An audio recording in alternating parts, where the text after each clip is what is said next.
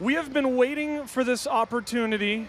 We have been waiting for this chance, not as long as she was waiting for her very first kiss. Moriah Peters, how are you? I am doing well. I'm happy to be in Edmonton. There is so much that I want to ask you, but there's also things that you probably, after a long time, you're tired of answering those questions. The answers always change, so not Do they? really. The whole American Idol thing, has it made you grow as a person? I think the auditioning process made me grow in my dependency on God like nothing had ever before, because it was such a intense couple of months. And it also taught me a bit about letting go and not, being consumed with getting my way and just going with whatever God leads. So I think I grew in those areas. Did you know, or did you ever think that this was going to be your life? That, I mean, we'll talk about the whole marriage thing after, but just the fact that you have this musical career, that you, a California kid, that, it seems like everybody goes to California to become an actor or a singer. Is this what you thought it was going to be? Not at all. No. I was almost the opposite. Just did not even want to be involved in singing programs or hated theater class, stuff like that. And I wanted to be a lawyer. That's what I had my sights set on. My dad's a judge, and I got into a law program, and I was headed that way. And the American Idol process was something that I went into with my heels in the ground. My mom kind of encouraged me to do it. So this is not at all what I thought my life would be, but it's so much better than I could have ever dreamt it to be. I think back to growing up, and Rebecca St. James was about purity. And I remember seeing her many times and, preach about it and talk about it. When you think about where you are now, is that something that you want to continue to tell girls about purity, or don't kiss anybody, or what is the message that you want to have to girls now? I think it's less about purity and it's more about grace for me. Nowhere in the Bible does it say, "Thou shalt not kisseth thou husband until the day of thy wedding." So, with that not really being a command, who am I to tell anybody to do that? That's just something that personally I feel like God has convicted me from the time that I was really young to do that, and He's given my now husband and I the strength to do that, to fulfill that. But I really believe in sharing about God's grace, because I think, truth be told, a lot of girls do want to have a healthy, romantic, wonderful relationship, whether it be, whether their standard is a fairy tale or their parents or a couple in a movie or whatever. Nobody wants to be disrespected. Nobody wants to give themselves away physically in any way. But unfortunately, a lot of times we get trapped into that. So I don't think there's any need for me necessarily to reinforce something that's innate within us. I think something that God has called me to do is to encourage girls who have made mistakes, who have messed up, who understand what that guilt feels like, and to say, God is all about grace, not about guilt. And, it's never too late to start over. That's what Christ died for. That's the whole point. Are you got to be a humble individual, because I bet you there are a lot of girls who come up to you and say, I'm going through this, I was doing this is how, or I've been through this, and they come up to you and say, listen, I heard your song, I heard you talk about this, and man, it has really changed my life. How do you deal with something like that? Honestly, that is, I count those as blessings. Obviously it's good to have accountability in those moments and have friends like my bandmates and my family that remind me, hey, this is not about you. This is not about what you've done. It's about what Christ has done and what He's doing in you and through you. But this life of traveling and touring and, you would know, ministry and work at the same time, it's one of the most difficult things to balance.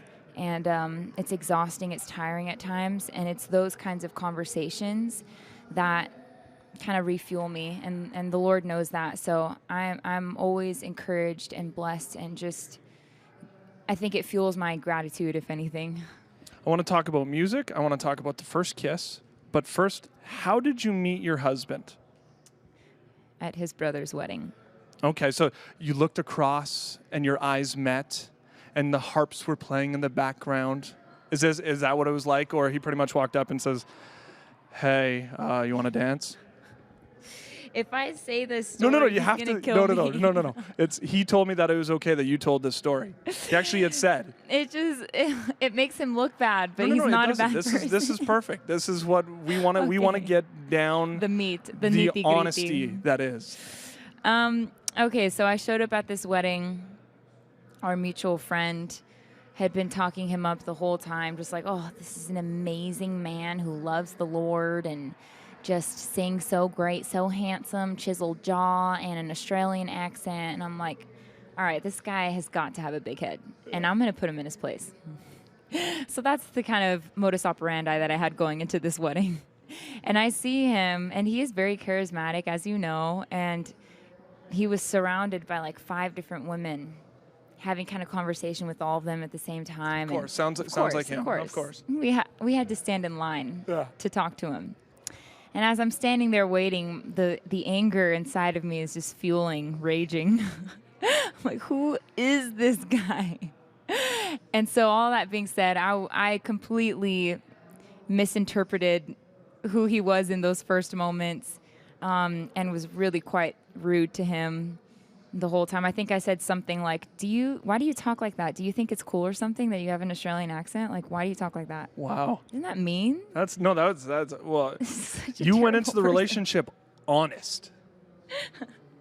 but truly grossly misinformed. So, okay, so you started dating, one thing led to another, and you got engaged. You've been waiting for this first kiss. And I think by the age of 4, I experienced my first kiss, and then every year after.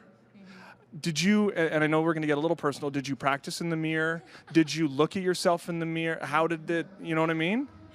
I'm not going to lie, I was a little nervous. I mean, when you have your own pastor telling you need to kiss because it's a natural progression, and you have your friend showing you TLC videos of virgin weddings, people kissing and sucking each other's faces off, it's a little alarming.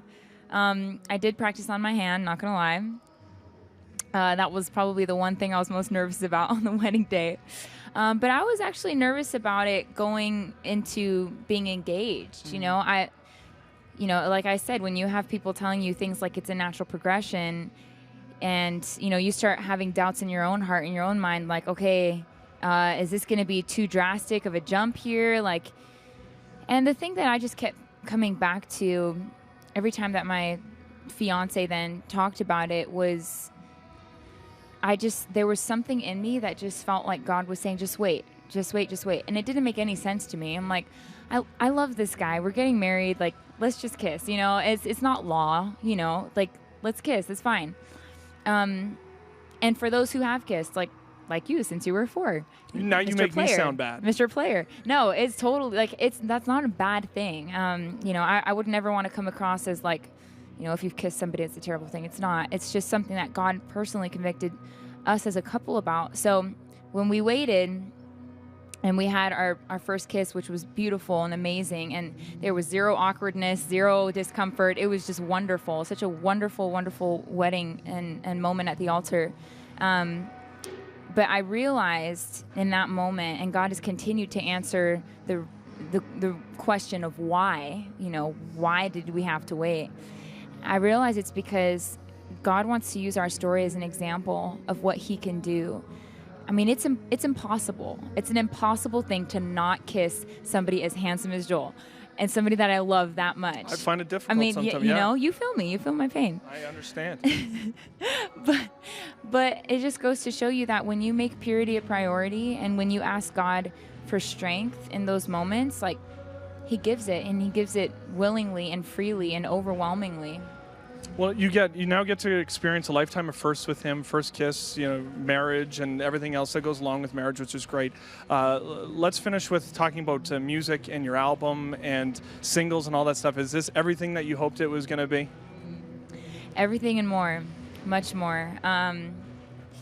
It's been a very, very challenging process. It's been one of the most difficult things I've ever done in my life, and it's kind of seems like, to those who may be watching, people who are a fan of different artists or of music and who aspire to have that lifestyle, you can sometimes think like, oh, you just go in a studio and write songs all day and you produce a CD and you go to travel all over the world and have a bunch of people just coming at you, loving on you, and it seems on the outside like a kind of walk in the park.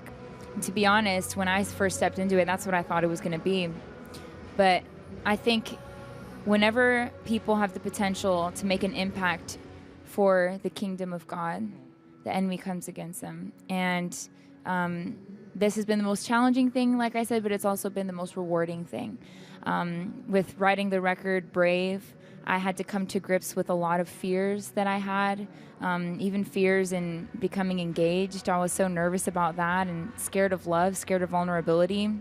And God has just continued to hold my hand and carry me through every single trial and every single moment of facing a fear. So what's next? What is on the list of things to do? Continue writing, working on new stuff. When are we going to have a For King and Country and Moriah Peters album? I'm waiting for all of this to happen. I'll let you in on a little secret. Okay, let's do it. I feel this is good. When Joel and I first met, we wrote a song together called I'll Wait For You, Love. And that's how we got to know each other. That's how the walls sort of came down. We sort of built our relationship on this song about waiting for love. That song is going to be on my new record that comes out in July. It's called Brave. And he was actually a co-writer and co-producer on pretty much the whole record. So it was a very fun, creative process. And what's next is that I'm going out on a couple tours, going out on a tour in the month of August with Air One Radio, and I'm really excited about going out on a tour this fall with a band called Ren Collective Experiment. And then for Christmas, if you're not able to catch any of those shows, you can come visit a Christmas tour that I'm going to be on with a band called Newsboys. Moriah, we appreciate you. We can't wait to hear the new album coming out in July, Brave, and just continue to do God's work. And God bless you and your husband, and we'll hopefully hear from you soon. Thank you. Ladies and gentlemen, Moriah Peters.